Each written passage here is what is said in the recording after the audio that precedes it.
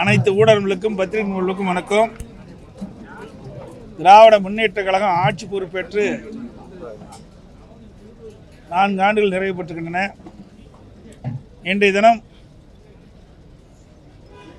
வேளாண் பட்ஜெட் 5வது முறையாக தாக்கல் செய்யப்பட்டிருக்கின்றன. கடந்த 4 ஆண்டுகளாக தாக்கல் செய்யப்பட்ட நிதிநிலை அறிக்கை போல இந்த ஆண்டும் அதையே தொடர்ந்து நிதிநிலை அறிக்கையை தாக்கல் செய்திருக்கின்றார்கள். திராவிட முன்னேற்ற கழக விவசாயிகளை ஏமாற்றுவதில் வல்லவர்கள் என்பதற்கு பொருத்தமான உதாரணமான திரு ஸ்டாலின் மாடல் ஆட்சியில் தான் விவசாய பட்ஜெட். இதுதான் விவசாய பட்ஜெட். விவசாயத்திற்கு தனி பட்ஜெட் என்று கூறி ஏதோ தனி பட்ஜெட் போட்டால் விவசாயிகள் வளர்ந்து செழித்து வளமாக வாழ்வாள் என்று விவசாயிகள் கனவு கண்டார்கள். அது ஒரு போலி தோற்றம் என்பது இப்பொழுது நிரூபணமாக இருக்கின்றது. 2021-22 முதல் தனி பட்ஜெட் போட்டவர்கள் இன்றைய தினம் 5வது முறையாக வேளாண் பட்ஜெட்டை கிட்டத்தட்ட 1.25 மணி நேரம் சட்டமன்றத்திலே வாசித்து சாதனை படைத்திருக்கின்றார்கள். அதுதான் சாதனை வேளாண் பட்ஜெட்டில். ஆனால் இந்த 1.25 மணி நேரம் வேளாண் பட்ஜெட்டில் வாசித்தில் விவசாயிகளுக்கு நன்மை என்று பார்க்கின்ற பொழுது எதுவுமே கிடைக்கப்பெறாது, ஏமாற்றம் தான் அளிக்கிறது. அது மட்டுமல்ல, வேளாண் துறையை சார்ந்த, அதாவது ஊரக வளர்ச்சித்துறை, பட்டு வளர்ச்சித்துறை,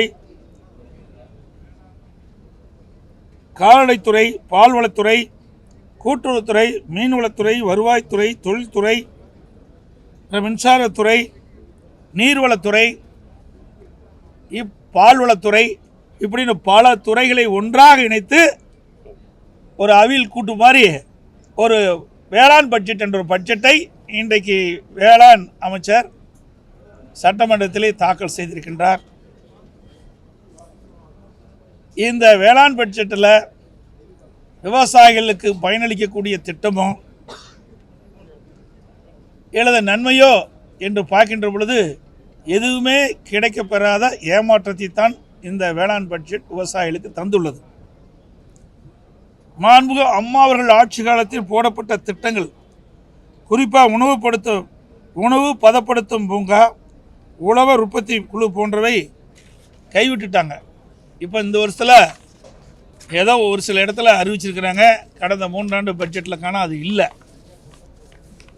நான் எல்லாம் அந்த இன்றைய தினம் வரை கடந்த 4 ஆண்டுகள், இன்றைய தினம் 5 ஆண்டுகள் திராவிட முன்னேற்ற கழக ஆட்சியில் வேளாண் பட்ஜெட்டில் அது அறிவிக்கப்பட்டதை ஒட்டி அனைத்துமே நான் இந்த நேரத்தில் தெரிவிக்கிறேன். இவருடைய ஆட்சி காலத்தில் திட்டத்தில் முளைக்காத விதை, உபயோகமற்ற உயிர் உரங்கள் என தவறு செய்ய வசதியான திட்டங்களை தவிர விவசாயிகளுக்கு பயன்படும் எந்த திட்டமும் இதில் இல்லை. ஆர்கானிக் ஃபார்மிங் என துறைக்கு 100 கோடி எல்லாம் அறிவிக்கப்பட்டு நின்று விட்டது. இந்த கடந்த பட்ஜெட் எல்லாம் உள்ளடக்கி நான் சொல்லிட்டு இருக்கிறேன். கலைஞர் அனைத்து கிராம ஒருங்கிணைந்த வேளாண் வளர்ச்சி திட்டம் என்று ஒரு திட்டத்தை அறிவித்தார்கள். இதில் ஏற்கனவே அம்மா ஆட்சியில் போடப்பட்ட திட்டங்கள், செயல்படுத்தப்பட்ட திட்டங்கள் தான் உள்ளன. இதனால் விவசாயிகளுக்கு இவருடைய அறிவிக்கப்பட்ட திட்டத்தில் எந்த கூடுதல் பலனும் இல்லை. இவருடைய வேளாண் பட்ஜெட்டில் என்ன சொன்னார் என்ற விவரத்தை இந்த நேரத்தில் தெரிவிக்க விரும்புகின்றேன். தமிழ்நாட்டில் கூடுதலாக 11.75 லட்சம் ஹெக்டேர் பயிர் செய்வதாகவும், ஏற்கனவே இருந்த சாகுபடி பரப்பை 60% 75% விரிவாக்கம் செய்யப்படும் என்று அறிவித்தார்கள். அப்படி உயர்த்தினார் என்று பார்க்கின்ற பொழுது இல்லை. 2021-22 ஆண்டு மொத்த சாகுபடி பரப்பு சதவீதத்தில் சொல்கிறேன், 63.48 லட்சம் ஹெக்டேர். இது பர்சன்டேஜில் 48.7%. ஆனால் சாகுபடி செய்த பரப்பு சதவீதம் பார்க்கின்ற பொழுது 49.08 லட்சம் தான் ஹெக்டேர் தான் சாகுபடி செஞ்சுருக்கிறாங்க. சதவீதம் 37.7%. 22, 23 அதில் பார்த்தீங்கன்னா 62.60 லட்சம் ஹெக்டேர், அதில் 48%. இதில் சாகுபடி செய்து பரப்பளவு 48.3 லட்சம், சதவீதம் 37.1%. 23, 24 ஆண்டு மொத்த சாகுபடி பரப்பு சதவீதம் 61.16 லட்சம் ஹெக்டேர், சதவீதம் 46.9%. சாகுபடி செய்தது 47.56 லட்சம் ஹெக்டேர், சதவீதம் 36.5. அதாவது 21, 22 மொத்த சாகுபடி சதவீதத்துக்கு சாகுபடி செய்த சதவீதத்திற்கும் கணக்கிட்டு பார்க்கின்ற பொழுது 37.7% இருந்த சாகுபடி செய்தவுடைய பரப்பளவு 23, 24 கிட்டத்தட்ட 1.2% குறைஞ்சி இருக்குது, அதிகமாகல. இதையெல்லாம் ஆண்டுதோறும் சாகுபடி பரப்பு குறைந்து வருவதை தவிர திமுக ஆட்சி குறைந்து எதுவுமே சாகுபடி செய்தவுடைய பரப்பு அதிகரிக்கலை.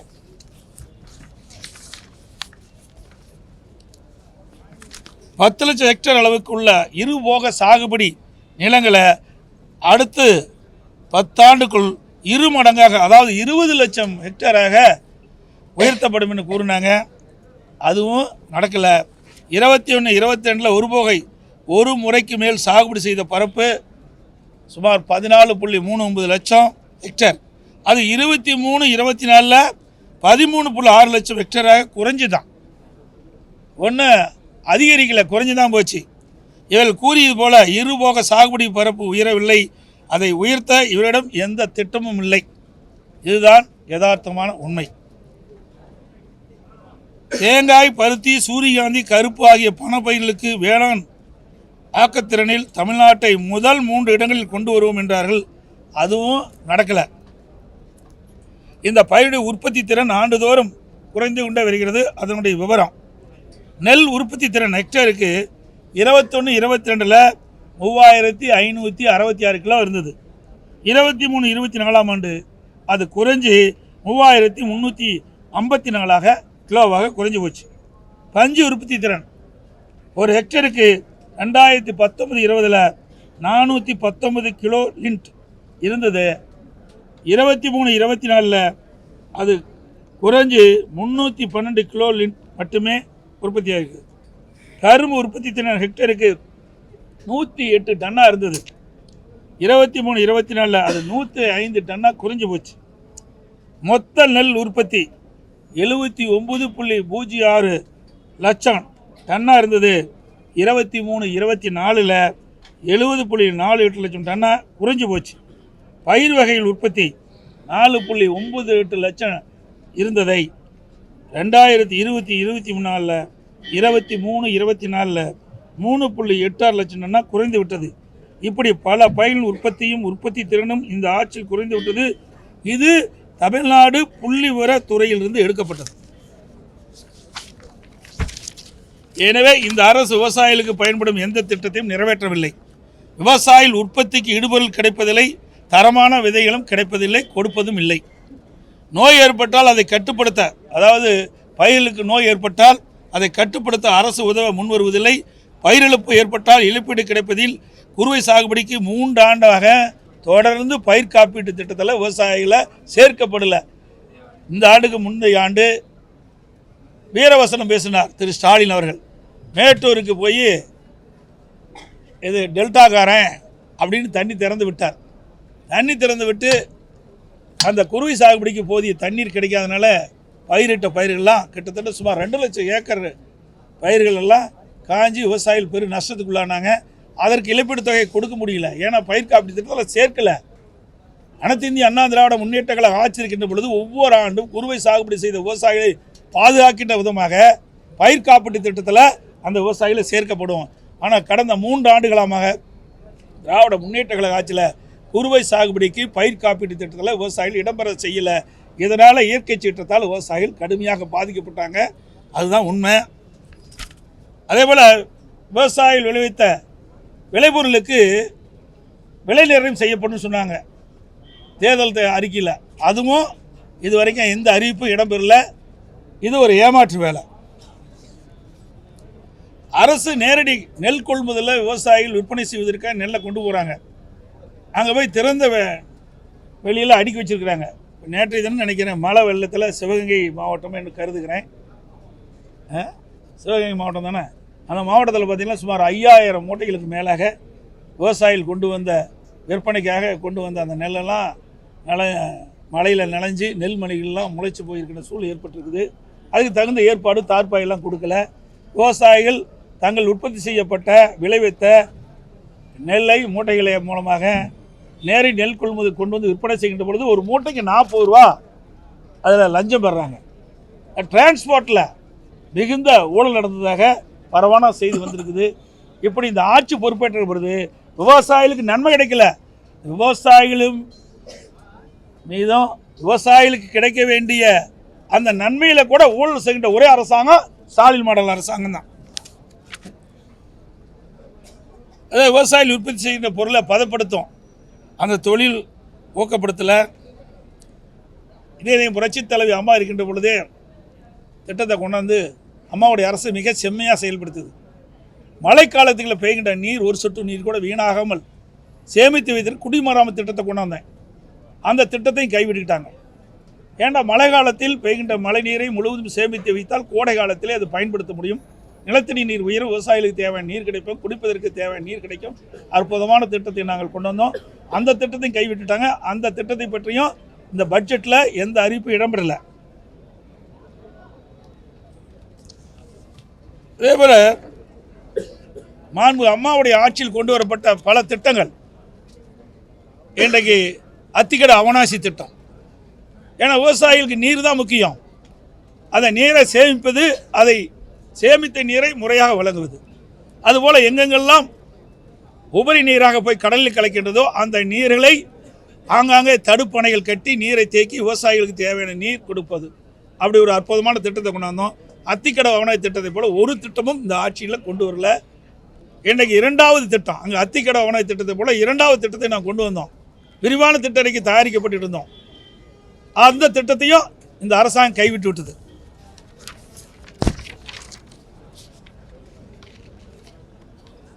விவசாயிகளுக்கு 24 மணி நேரம் மும்முனை மின்சாரம் வழங்கிட்டு இருந்தோம். தமிழ்நாடு முழுவதும் விவசாயிகள் பயன்பெறுகின்ற விதமாக விவசாயிகளுடைய பம்பு செட்டுகளுக்கு மும்முனை மின்சாரம் 24 வழங்கிட்டு இருந்தோம். இப்போ நீங்கள் டெல்டா மாவட்டத்தில் ஒரு சில இடத்துல வழங்குறாங்க. மற்ற மாவட்டங்களிலெல்லாம் ஷிஃப்ட் முறையில் தான் இந்த விவசாய பம்பு செட்டுகளுக்கு மின்சாரம் வழங்குவது இந்த அரசாங்கம். நாங்கள் கொடுத்து வந்த அந்த சலுகையும் விவசாயிகளிடமிருந்து பறிக்கப்பட்ட அரசாங்கம் ஸ்டாலின் மாடல் அரசாங்கம்.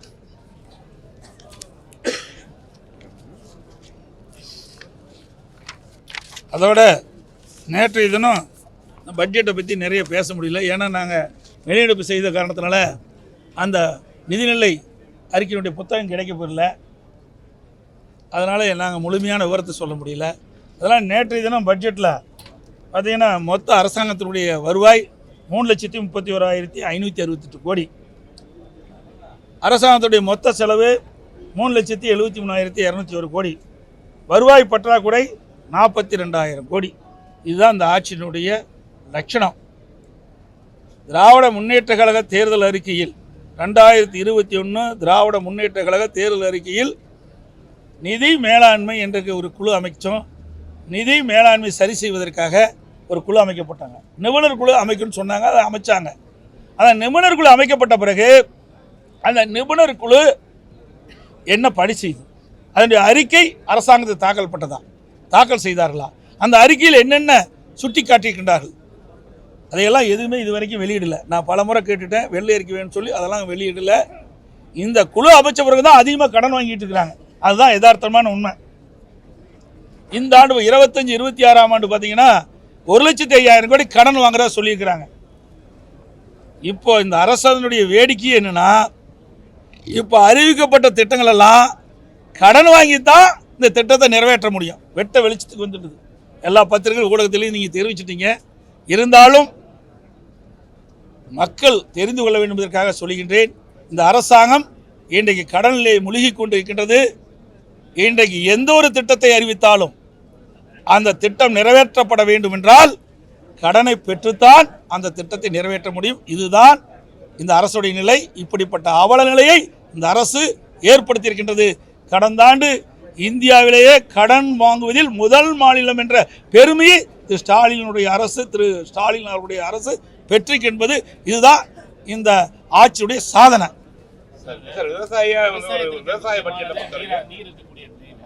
அண்டை மாநிலங்களில் இருக்கக்கூடிய இந்த நதிநீர் பிரச்சனை தொடர்ந்து முதலமைச்சர் கேரளா வரை சென்று பேச்சுவார்த்தை நடத்தினாங்க. 22ஆம் தேதி அண்டை மாநிலங்களில் இருக்கக்கூடிய முதலமைச்சர் பிரதிநிதிகள்லாம் தமிழ்நாடு வருகிறாங்க. தொகுதி மலரை பிரச்சனை அதிமுக அவங்களை சந்திச்சு இந்த நதிநீர் பிரச்சனை கோரிக்கை நாங்கள் என்னபடி சந்திக்கணும் நல்லா புரிஞ்சுக்கிங்க சார். நீ கேட்ட கேள்வி அருமையான கேள்வி. யாரோட யார் கூட்டணி இருக்கிறார்? காங்கிரஸோட தானே திமுக கூட்டணியில் அங்க வைக்குது. ஆனால் அதையெல்லாம் அவர்களுக்கு கவலை இல்லை. திராவிட முன்னேற்ற கழக கட்சிக்கோ இன்றைய முதலமைச்சர் ஸ்டாலினுக்கோ மக்களை பற்றி கவலைப்படுவது கிடையாது. நமக்கு தண்ணி கிடைச்சானே, தண்ணி கிடைக்காட்டி போனால் என்ன, எப்படியாவது அரசியல் செய்யணும், அப்படித்தான் திரு ஸ்டாலின் நினைக்கிறார். இன்றைக்கு கர்நாடகத்தில் ஆள்வது காங்கிரஸ் கட்சி. காங்கிரஸ் கட்சியோட தான் இந்தியா கூட்டணியில் திராவிட முன்னேற்றம் அங்க வைக்குது. அவளோட பேச்சுவார்த்தை நடத்தி நமக்கு கிடைக்க வேண்டிய உரிமையை பெற வேண்டும்ல. அப்புறம் இந்தியா கூட்டணி மூச்சுக்கு 300 தடவை சொல்கிறாரு. அந்த இந்தியா கூட்டணி மூலமாக தமிழ்நாட்டுக்கு என்ன நன்மை கிடைக்க போகுது? ஒரு இந்தியா கூட்டணி நீங்கள் சொல்கிறீங்களே, இந்த இந்தியா கூட்டணி நீங்கள் அமைத்த பிறகு அந்த கூட்டணியின் மூலமாக தமிழ்நாட்டுக்கு பலன் கிடைக்கக்கூடிய ஏதாவது ஒரு விஷயத்தையாவது நீங்கள் முன்னெடுத்து சென்று பெற்றிருக்கீங்களா? எதுவுமே கிடையாது. அது மட்டும் இல்லை, நான் ஏற்கனவே சொன்னதை போல 13 ஆண்டு காலம் திராவிட முன்னேற்ற கழகம் மத்தியில் ஆட்சியில் இருந்தாங்க. அப்போ மாநிலத்தில் ஆட்சியில் இருந்தாங்க. அப்போ தமிழ்நாட்டுக்கு தேவையான திட்டங்களை பெற்றிருக்கலாம். நதிநீர் பிரச்சனையை எளிமையாக தீர்த்திருக்கலாம். எதுவுமே செய்யல. ஆட்சி அதிகாரம் வேணும், அதற்காக எதை வேணாலும் விட்டு கொடுக்கக்கூடிய ஒரே கட்சி திமுக கட்சி தான். அது யதார்த்தமான உண்மை. தமிழ்நாட்டு மக்களை பற்றி கவலை இல்லை. தமிழ்நாட்டு மக்கள் ஓட்டு போட்டவர்கள் தேர்ந்தெடுத்தா என்ன மத்தியில் ஆட்சி அதிகாரத்தில் போய் அமர வேண்டும் என்பது அவருடைய நோக்கமே ஒழிய தேர்ந்தெடுக்கப்பட்ட மக்களுக்கு நன்மை செய்வதாக சரித்திரமே கிடையாது. திராவிட முன்னேற்ற கழகத்தை பொறுத்த வரைக்கும் இன்னைக்கு சொன்ன மாதிரி இன்னைக்கு வர்றாங்கல்ல, இன்றைக்கு மற்ற மாநில முதலமைச்சர்கள்லாம் அழைச்சிருக்கிறாங்க, இல்லை தலைவர்கள்லாம் அழைச்சிருக்கிறாங்க. அப்போ நாடாளுமன்ற தொகுதி மறுசீரமைப்பு பற்றி தான் அழைச்சிருக்கிறார். இங்கே மும்மொழி கொள்கைன்னு சொல்லிட்டு இருக்கார். மும்மொழி கொள்கை திராவிட முன்னேற்ற கழகம் 13 ஆண்டு காலம் மத்தியில் ஆட்சி அதிகாரத்தில் இருக்கின்ற பொழுது கல்வி பொதுப்பட்டியலில் இருந்தது. அதை மாநில பட்டியலுக்கு ஏன் மாற்றல? இதை மாற்றிருந்த அந்த பிரச்சனையை எழுதாதுற. சரி, இப்போ பல்வேறு மாநிலத்துக்கு சென்று முதலமைச்சர்லாம் பார்த்துட்டு வந்திருக்கிறீங்க. இதில் ஒரு கோரிக்கை தான் வச்சிங்க, இன்னொரு கோரிக்கையை வைக்கல. கர்நாடகத்தில் என்ன இருக்குது? கன்னடம் தான் தாய்மொழி. தெலுங்கானாவில் என்ன இருக்குது? தெலுங்கு தான் தாய்மொழி. ஒரிசாவில் என்ன இருக்குது? ஒரியா தான் தாய்மொழி. கேரளாவில் மலையாளம் தான் தாய்மொழி. இங்கே எல்லாம் போய் அங்கங்கே இருக்கின்ற அந்தந்த கட்சி தலைவர்கள் அங்கங்கே கட்சியில் இருக்கிற முதலமைச்சரை பார்த்து இந்த நாடாளுமன்ற தொகுதி மறுவரை கூட்டத்தில் கலந்துன்னு சொல்கிறீங்களே, இதை ஏன் வைக்கல? இந்த கோரிக்கை ஏன் வைக்கல? எல்லாம் தாய்மொழி தானே முக்கியம். நாம் என்ன கோரிக்கை வைக்கிறோம்? ஆங்கிலம் தமிழ் 2 மொழியும் தொடர வேண்டும் என்று நம்ம வைக்கிறோம். மும்மொழி கொள்கை வேண்டான்னு. அப்படி மற்ற மாநில இன்னுடைய அமைச்சர்கள்லாம் சென்றாங்க, அவளை அழைக்கிறீங்களே, அழைப்பு கொடுக்கல, அப்பொழுது ஏன் இதை வலியுறுத்தலை? ஏன்னா அவங்களாம் கேட்க மாட்டாங்க. ஏன்னா கர்நாடகத்தில் தேசிய கொள்கையை ஏற்றிட்டாங்க, தெலுங்கானாவில் ஏற்றிக்கிட்டாங்க. அதனால் அதை அவர் சொல்லவே மாட்டாங்க. இதெல்லாம் அரசியல் ஆதாயம் தேடுவதற்காக இந்த கூட்டத்தை கூட்டுறார ஒழிய மாநில மக்களுடைய பிரச்சனைகளை தீர்ப்பதற்காக இந்த கூட்டம் கூட்டல. ஒரு விவசாயியா வந்து ஒரு பட்ஜெட்டை பார்த்துருக்கீங்க. விவசாயியா பட்ஜெட்டை பார்க்கும் பொழுது உங்களுடைய அது அவரை கேளுங்க. காரணம் அவரை கேட்டதானே தெரியும். என்னை கேட்டால் எப்படி தெரியும்? அவரை போய் கேளுங்க சார். நீங்க அவரை கேளுங்க. ஏன் தவிச்சுன்னு அவரை கேளுங்க. இதெல்லாம் இங்கே கேட்குற கேள்வி இல்லை. தனிப்பட்ட முறையில் இருக்கிற பிரச்சனை இங்கே பேசாதீங்க. எங்களுக்கு நிறைய பேர் வரல, ஏன் வழின்னு கேட்கலாமா? அதை கேட்க மாட்டேங்கிறீங்களே. ஒரே நிமிஷம். இங்கே எத்தனை பேர் வந்திருக்கிறோம்? மொத்தம் 62 பேர். அவரவர் வேலை இருக்கும். இங்கே வந்து சுதந்திரமாக செயல்படுகின்ற கட்சி திமுக மாதிரி அடிமை ஆட்கள் இங்கே கிடையாது. நல்லா புரிஞ்சுங்க. எங்கேயுமே நான் ஒரு திருமணத்துக்கு போகிறேன், பத்திரிக்கையில் போடுறீங்க இவர் கலந்துக்கலாம் அவர்கள். நான் என்றைக்குமே யாரையும் எதிர்பார்ப்பது கிடையாது. நான் ஒரு சாதாரண தொண்டர், புரிஞ்சுக்கிங்க. தலைவன் கிடையாது. திமுக மாதிரி வாரிசு அரசியல் இங்கே கிடையாது. குடும்ப கட்சி கிடையாது, புரியுதுங்களா? சர்வாதிகார ஆட்சி கிடையாது. சுதந்திரமாக அனைவரும் செயல்படலாம். எங்கே வேணாலும் எப்படி வேணாலும் போகலாம். யாரும் கேட்கறதில்ல. எங்களுக்கு ஒரே எதிரி திராவிட முன்னேற்ற கழகம் தான். அதைத்தான் நான் ஏற்கனவே தெளிவுபடுத்திட்டேன். மற்ற கட்சியில் எங்களுக்கு எதிரியே கிடையாது. அதே போல் எங்களுக்கு இருக்கிற உறுப்பினர்கள் சுதந்திரமாக செயல்படுறாங்க. எந்த தடையும் கிடையாது. எந்த கட்சியிலும் இப்படிப்பட்ட சுதந்திரம் கொடுக்கல. அதிமுக சுதந்திரம் கொடுக்குற. ஏன்னா நாங்களே இவளோடு இருந்து பணியாற்றியவர். ஒரு விவசாயியா இந்த பட்ஜெட்டை பற்றியும் எப்படி இருந்ததுன்னா இந்த பட்ஜெட் நல்லா இருக்கு ஒரு விவசாய சார். இது விவசாயிகளை ஏமாற்றுவதற்காக திராவிட முன்னேற்ற கழகம் வேளாண் பட்ஜெட் என்ற ஒரு நாடகத்தை அரங்கேற்றிருக்குது. இந்த வேளாண் பட்ஜெட் திராவிட முன்னேற்ற கழகம் இந்த 5 ஆண்டு காலமாக சட்டமன்றத்தில் தாக்கல் செய்யப்பட்ட வேளாண் பட்ஜெட் ஒரு கண் துடைப்பு. விவசாயிகளை ஏமாற்றுவதற்காக இந்த ஆட்சியாளர்கள் செய்கின்ற நாடகம். இதனால என்ன பயன் இருக்குது? எல்லாம் இந்த மானிய கோரிக்கைகள் வருது. ஒவ்வொரு துறை இருக்குது. அந்த துறை வாரியாக என்னென்ன திட்டத்தை கொண்டு வரணும் அதில் விவரமாக இருக்கும். எல்லா மானிய கோரிக்கையிலையும் அதெல்லாம் உள்ளடக்கி ஒரு புத்தகத்தை போட்டு 1.25 நாள் எங்களையெல்லாம் அமர வச்சு என்ன அதில் எதாவது இருக்குன்னு நாங்களும் பார்த்துக்கிட்டே இருக்கிறோம். ஒன்றையுமே காணோம். இப்படியெல்லாம் மக்களை ஏமாற்றுகிற தந்திர மாடல் செய்கின்ற ஒரே அரசாங்கம் இந்த அரசாங்கம். சார், விவசாயிகளுக்கு தேவையான திட்டங்கள், விவசாயிகளுக்கு என்ன அக்ரிகல்ச்சரில் என்னென்ன இருக்குது? ஒரு விவசாயி பயிர் நடுறான். அந்த பயிர் எப்படி வளரும்? அந்த பயிர் விளைச்சல் கொடுக்கும். விளைச்சல் கொடுக்கும்போது அந்த விளைபொருளுக்கு தேவையான விலை நிர்ணயம் செய்ய வேண்டும். ஏன்னா விவசாயிகள் பயிர் அடிக்கின்ற பொழுது ஒரு விலை, அவன் வந்து ஆகா ஒரு ஏக்கரில் இந்த பயிர் நட்டால் கிட்டத்தட்ட அறுவடை ஆகும்போது நமக்கு எவ்வளவு லாபம் கிடைக்குன்னு நினைப்பான். ஆனால் அறுவடை ஆகுன்ற பொழுது மாறி போயிடும். இன்றைக்கி போய் தக்காளி என்ன வைங்க, நல்லா எண்ணி பாருங்க, இன்றைக்கி 10 ரூபாய்க்கு விற்கிது. இன்றைக்கி விவசாயி எப்படி பிழைக்க முடியும்? அதுக்கு தான் அதற்கு உண்டான விலை நிர்ணயிக்க வேண்டும். அதுதான் நாங்கள் எதிர்பார்த்தோம். அது இந்த ஆட்சியில் இல்லை. இன்றைக்கு விவசாயிகள் உற்பத்தி செய்யப்படுற விளைபொருளுக்கு விலை நிர்ணயம் கிடையாது. இன்றைக்கு இந்த மைக்கு தயார் பண்ணுறாங்க, இதுக்கு விலை நிர்ணயம் பண்ணுறாங்க. இந்த கேமரா தயார் பண்ணுறாங்க, அதுக்கு விலை நிர்ணயம் பண்ணுறாங்க. இந்த சட்டை தயார் பண்ணுறாங்க, இந்த சட்டைக்கு விலை நிர்ணயம் பண்ணுறாங்க. ஆனால் விவசாயிகள் உற்பத்தி செய்யப்படுகின்ற அந்த சொந்த விவசாயி உற்பத்தி செய்கின்ற அந்த விளைபொருளுக்கு விலை நிர்ணயம் செய்யவில்லை. அதை நாங்கள் எதிர்பார்க்குறோம். விவசாயி என்ற முறையில் இதில் காணோம். விவசாயிகள் என்ற முறையில் நான் வருத்தப்படுறேன். ஆனால் இது ஒரு கடினமானது தான். இருந்தாலும் இந்த வேளாண் பட்ஜெட் என்று அறிவிக்கின்ற போது வேளாணுக்கு நன்மை கிடைக்கின்ற பட்ஜெட்டாக இருக்கணும், கண் துடைப்பு பட்ஜெட்டாக இருக்கக்கூடாது.